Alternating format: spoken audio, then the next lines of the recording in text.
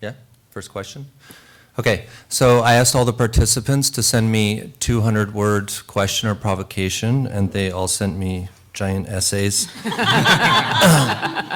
and then I've whittled them down into what they were supposed to be in terms of length. And so there's definitely some editorializing going on here, and me just trying to make sense of these things. So interpret them as you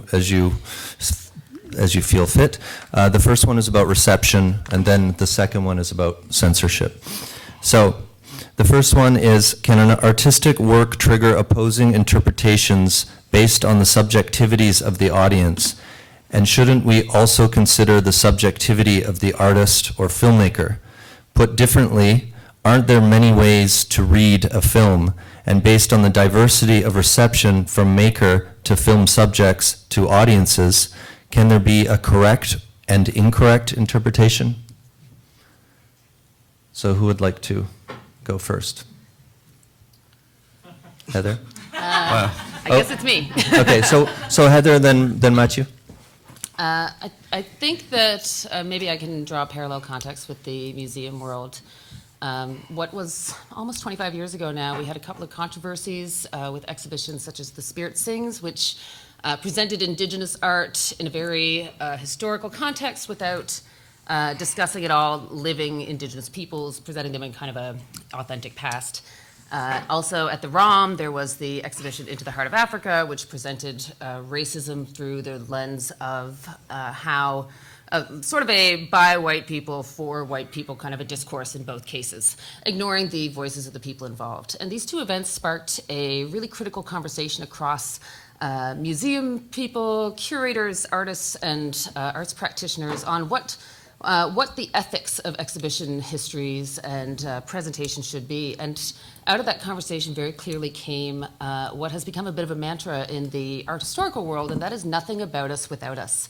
How can we have how can there be a work of art, a film that says something meaningful about a group of people without ever having learned anything about them? That is, the film is purported to be this interesting, like, outsider looking in view on this history, but what has resulted, as you can see from the film, is just a rehashing of many old stereotypes. The film was purported to have a balance between sort of good representations of Inuit and bad representations of Inuit, but having watched the film, I could tell you right now, the good setups in my eyes were all setups, or the good images were all setups for the bad ones. For example, there is a cut with a bunch of really cute kids doing flips outdoors on a mattress. They seem to be having fun. They're doing some acrobatics, and it cuts to a drunk teenager. There is clearly a correlation between what's happening there. There's another scene where two drunk adults are fighting and talking, and then it cuts to a kid sitting on the floor by himself. There's a narrative that's being created in the film this way. And so for me, it was very clear that the issue is, of course, is the idea that it's possible to talk about Indigenous peoples in a way that does not reinforce and reinscribe those negative stereotypes. If you don't know the real people, how can you unpack what you're bringing to it? I really question the widespread, how easily and widespread it's been accepted that this film is of reality.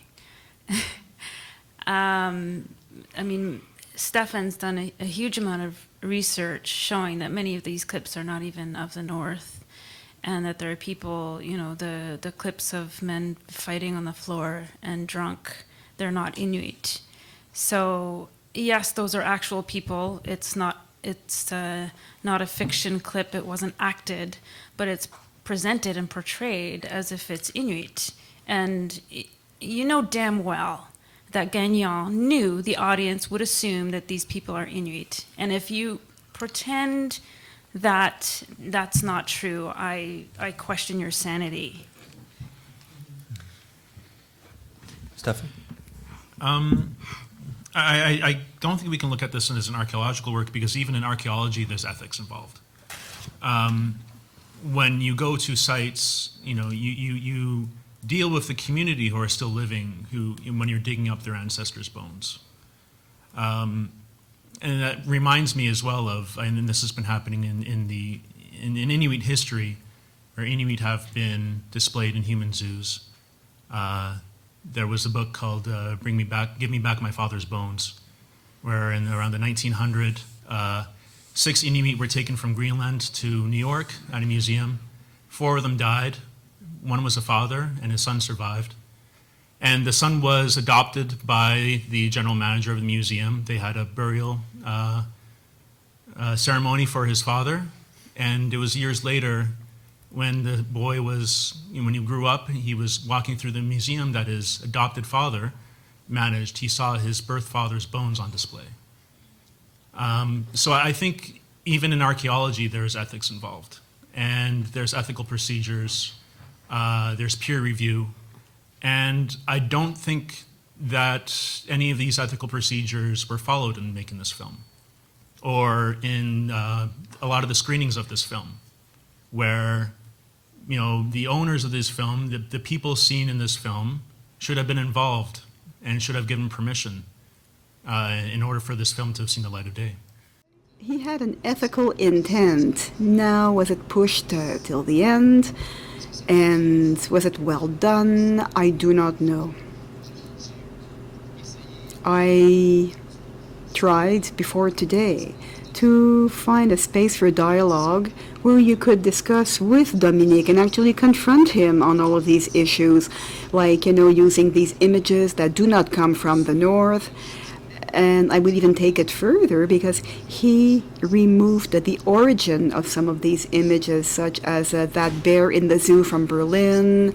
The movie was called Bear in Zoo in Berlin, and he removed Berlin. So there's an intent here to sort of let people think that these are all images of the north. Like Alethea said, the 2 guys, fighting on the floor. Well, we think they're Inuit, and finally they're Texans. So I would have liked to ask him all of this and confront him and get an answer. Now, unfortunately, it was very difficult. It was impossible, actually. So I think that in all good faith, the Rendezvous du Cinéma Québécois tried to create a space for discussion, which will be a space dominated by white people, of course. And outside of that institution, with the Cine Club, about a month ago, we presented the film, and Alethea asked about translation, and then, you were contacted. We really wanted to make sure you would be there. We really wanted this discussion, and we wanted a confrontation in a respectful way, and that was not possible. So there was a type of, we had a climate where the discussion was very arduous and almost impossible. So I don't have any answers, and I wish I did. I don't want to talk about cultural representation of the Inuit. That's not my place. But I'm wondering, is thinking about the documentary as a form of aesthetics, then would we say that the documentary is an information campaign or a journalistic work that aspires to a certain ideal whose validity as an artwork would be cautioned by a proof or evidence procedure? So is this social marketing? That's what I mean. So I'm wondering about that. I'm talking about the practice as an artistic form. I understand what we're saying, and I respect that, but I'm wondering, will this become a category of analysis that would apply to all documentaries? Or can we keep a certain form of plasticity or porosity? Answer a later question that's about aesthetics and ethics, so go ahead. I'll start, then you go. I was going to say just that I think that there is director's bias in all filmmaking. I think we can agree that that is a thing. I don't need these. And then there is directorial. What's the word for it? Then there is, antagonistic work. There is something that is deceptive in this filmmaking. I think that there are, that obviously documentary filmmaking is a creative practice as well as another form of practice, but it does speak to certain truths. And in this particular situation, I know you don't want to talk about the Inuit thing, but it's hard to just sort of speak around all documentaries. We're not here to say that all documentaries need to go through a rigorous process that is vetted by Indigenous people. But when the subject matter is Indigenous people, and when the films are being created with public funding, I think there is a very legitimate question there that starts with the arts funders and moves through who their juries are and who the makeup of their organizations are, and then travels down through film screening and who is organizing these and who is deciding and vetting what is happening there, because I think that it's not just the artist who has a responsibility to behave ethically. It's not a legal responsibility, but I think it is a moral responsibility. But it is also it is the responsibility of art juries, of organizations, of screeners, and anyone else who is going to look at this content to think, is this just someone's subjective positioning, or is there something else at play here that is negatively impacting and representing people in a stereotypical and racist manner? Yeah, I agree. I think when it's, you don't have to go through so many ethical reviews for documentaries or for film, but when a film is being described or it's being advertised as a documentary, Or ethnography. Ethnography, like a documentary already suggests that this is a reflection of reality. It's a mirror, as some people have called it. And also that it's a reality, or ethnography as well. Then I think when you start to include those scientific words, and also, I mean, this film was funded by a research grant. It wasn't an art grant. It was a research grant by the Quebec Council of Arts. If you for a minute pretend that he didn't violate the privacy of vulnerable people, if you pretend for a moment that he didn't lie about the sources of some of the clips, and if you pretend for a moment that he wasn't extremely revisionist about the history of the film and why he made it after he started being criticized about it, if you ignore all of that and many other things, and just for a moment think about the concept of making a film about a people you've never met, and experiencing them through videos that they post online, I think that's a really interesting way to analyze a culture, and I don't see anything wrong with that concept, and I think it's actually a very interesting idea for making a film. I do think he blundered about and did it very, very poorly and irresponsibly with a population that is extremely vulnerable.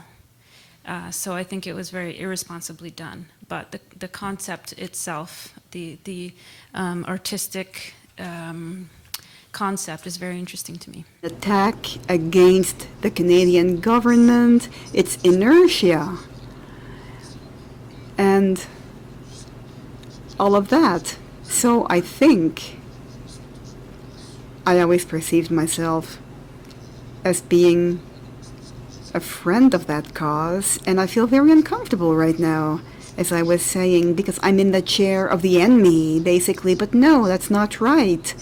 It's just something quite gauche.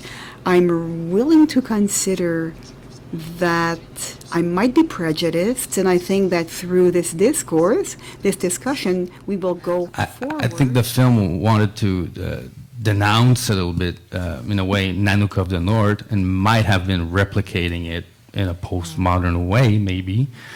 That's a good note And then to we'll- stop the We'll first part. take a break. I'm sorry. That's great. Postmodernism and I want to make a comment actually about the film of the North going to Europe and European audiences interpreting it. I come from Europe, but also I was lucky enough to work on another film, which Alethea mentioned, which came out a year before of the North. And for those of you that don't know, it's a portrait of So, who is a young Inuk who ends up dying in questionable circumstances. And of course it shows what a lot of young Inuit are dealing with in the North. And the film is co-directed by an Inuk woman and Quebecois. So we actually applied to a lot of the festivals that of the North were shown in, and the film wasn't selected for the festivals. So it's a very interesting thing, a film that has a lot more complexity, I would say. It's not manipulative. And the next year, you have Of the North going to the same places and gaining awards. So I just wanted to bring that up, and also to think of, the European audience is very interested in First Nations and Inuit issues, but they don't have a larger context. So sometimes when things are not as, when things are a bit easier maybe to swallow, or they're more manipulative or sensationalist, I'm not sure, but they are received differently. And of course, these are festivals that have very much the white male perspective as well. So just wanted to bring that up. And it's not for artistic or political lack of merit, because Soul is an amazing film, by the way. It's on the list. And just won a Canadian Screen Award for Best Documentary. So.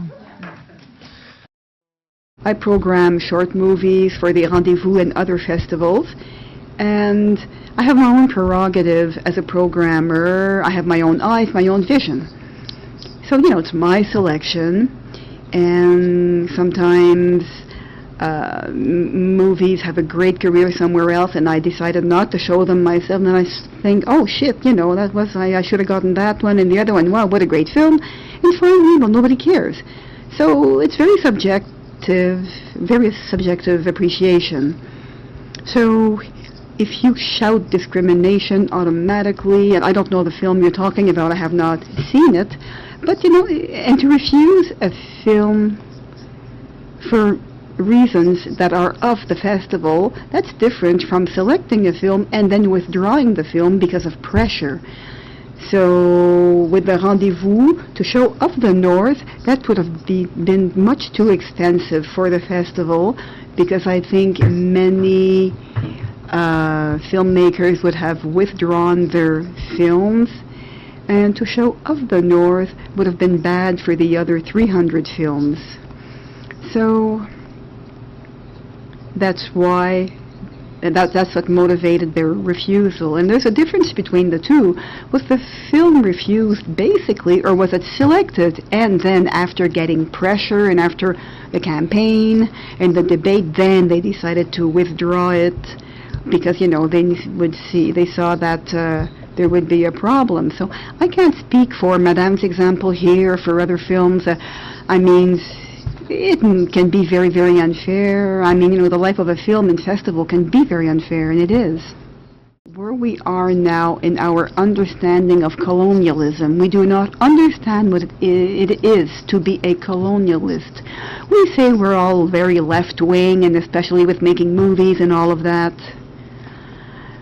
But the Flaherty film 100 years ago showed him dreaming of the Eskimos and Inuit. So today, Dominic Daniel shows how he sees them too, because, that's the very same thing with the stereotypes he has in his head.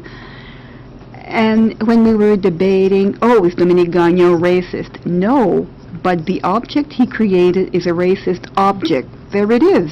And then we have to just move on to another question. Yesterday, Videograph announced that version number 6 of the North is ready. The 6th version is 74 minutes of black without music. So we have to stop and talking about censorship. Daniel made a movie not thinking about living in a society that oppressed these people. And we have to understand that. And that's why this debate is so interesting. Thank you. So you don't, I know you get excited and passionate, you don't need to yell into it. You can talk very quietly if you want even. Okay, go ahead. Does anyone want to respond? Just that I agree. I don't think that Dominic Daniel is racist. I think that he was totally ignorant of a culture, and so ignorant that he didn't realize the implications of what he was doing. Well, I would say that, either he's not racist. You could say that, but you could also say we all have a little racist in us, just in varying ways. We all have our own prejudices, and he obviously has very strong prejudices about Inuit. I don't think that necessarily makes him a bad person. I think it makes him ignorant of Inuit and careless. Yeah, let me rephrase, because you're right. I don't think that I think that he did not have a malicious intent at the beginning against Inuit. I think that he did make a racist object. Yes, and in the end, the way he's chosen to react to the fact that he's hurt to Inuit, I think has been antagonistic and not malicious. I don't know what word I'm searching for, but I think you get what I mean. It hasn't been pleasant and it hasn't been helpful. And I think that says a lot about someone's character. What is lacking is a base for a discourse or a base for rhetorics concerning, well, what we're saying about the movie and what goes beyond the movie too. We're talking about a documentary. Do we have a clear definition of what is a documentary? I think that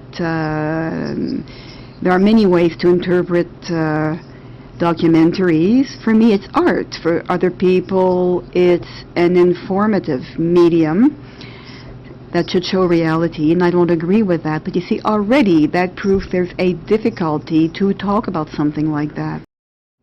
I have been involved with this from the very beginning when it first screened at RIDM the first night, and it is thoroughly distressing to be at this point where a man who has had such a bizarre relationship with this film in terms of his own position on what this film is, what his intentions were, who he is. He's told me himself, he describes himself as an armchair anthropologist. He was intoxicated at the second screening. It's really hard to know where he stands at any point with this film. He's had such a varying take on it. And what I find really troubling is at that first screening, people are speaking to him and asking questions at the Q&A as if he was a kind of an expert, because he's a documentary filmmaker and there's no one else invited, and he's standing there and people are asking him questions about a culture they don't know anything about, and he actually said, this is how they behave.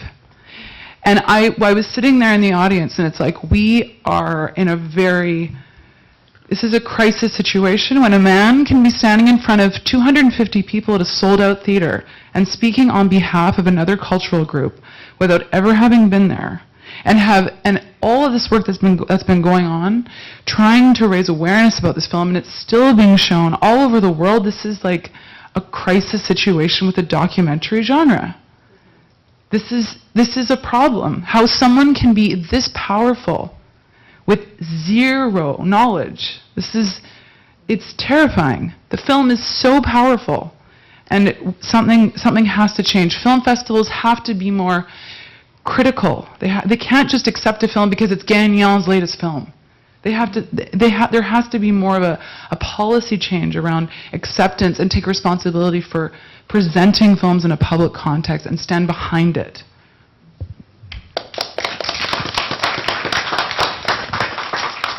Can I? Oh, sorry. Yeah, right. Yeah, if I could just respond. Yeah, as far as I know, not a single Inuk even knew about this film until Jessie sent me a message saying that she just attended the screening and was horrified. And then I contacted Tanya Gillis and Kelly Fraser and asked if they knew that they were in the film, and they had no idea. So thank you, Jessie. Then Tanya and Kelly and I had a couple of days on Facebook privately messaging each other from 3 corners of the country, debating whether we should just let the film die a silent death, hopefully gradually over time, or whether to question it. And we were keenly aware that questioning the film and the validity of the film and his right to make this film would just bring it more attention. And it was a really painful decision to make. and I still don't know if it was the right choice, because we have to be traumatized further in order to question it. And we have to give the film more power by questioning it. So it's like lose-lose, no matter which choice you make. You either let the racism perpetuate, or you question it and give this horrible film more importance in the history of documentary filmmaking than it deserves. And I think you're right. It does have a place in documentary filmmaking history in Canada now, and I hate that.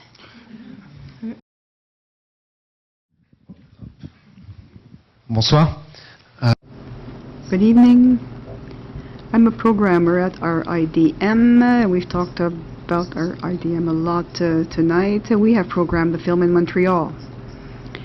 I would like to mention many things concerning what has been said. So, first of all, back to the idea of the film description. I think that you have to be very careful with that, as you were mentioning. So, with the text in the film, no, festival texts are not approved by the filmmakers. That's very rarely the case.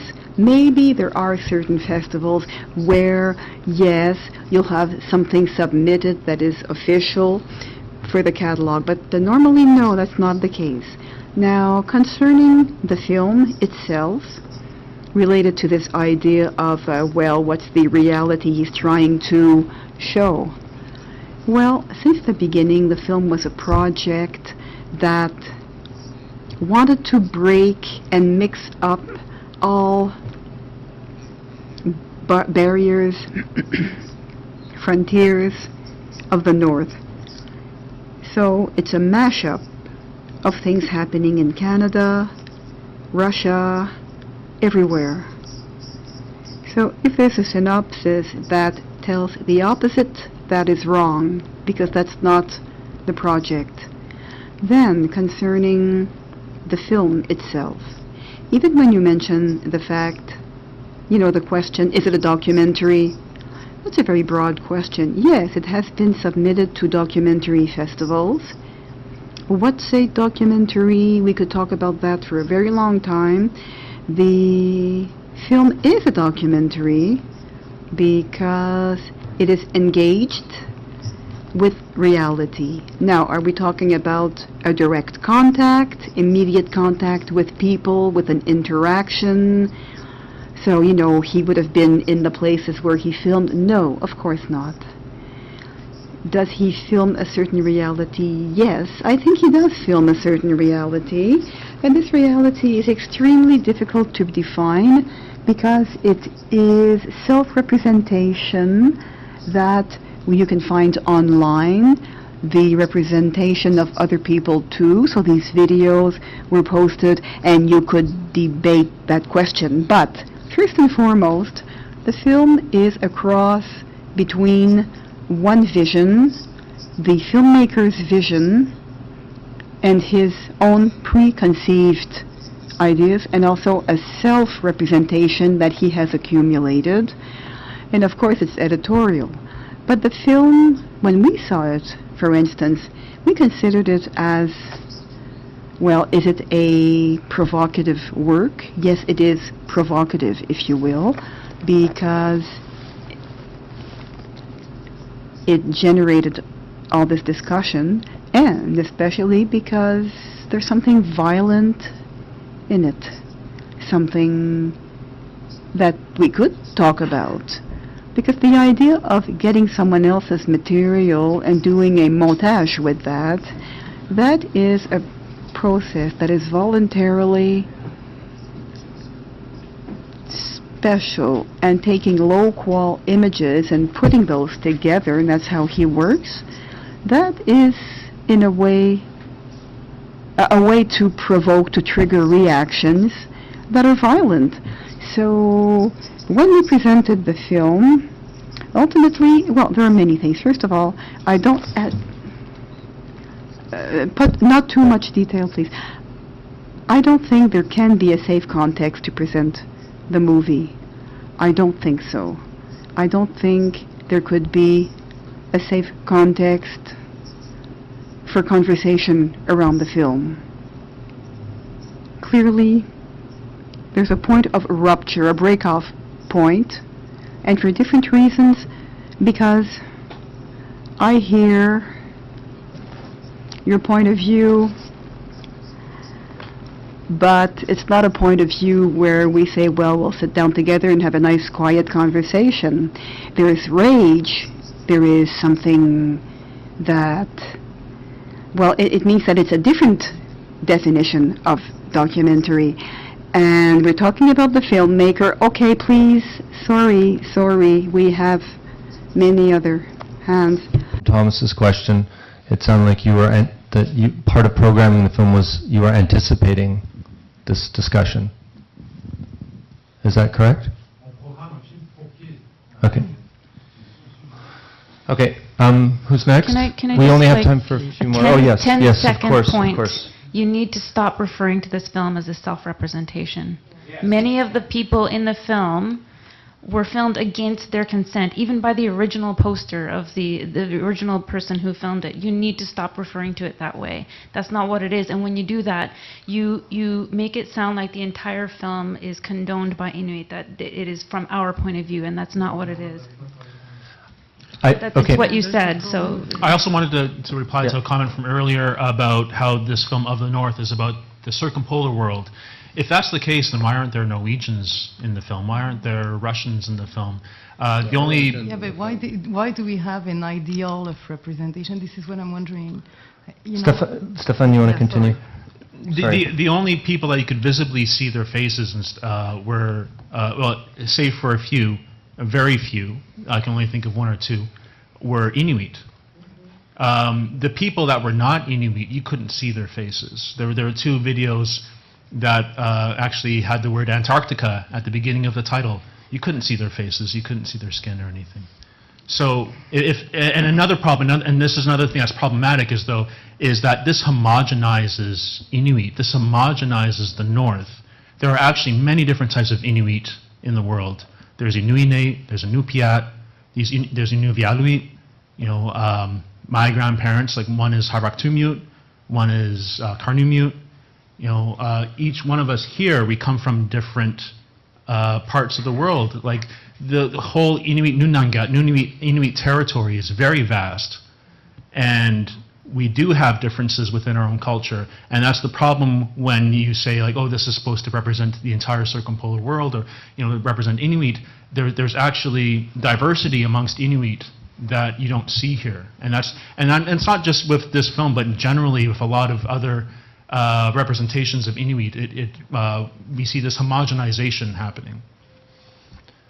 And do you honestly think that people watch this and think it's not about Inuit? Like, I think it's pretty obvious. Most people will walk away thinking it's a film about Inuit. So to say it's about the circumpolar region in general, I think is dishonest. Especially when the title is based off of Nanook of the North.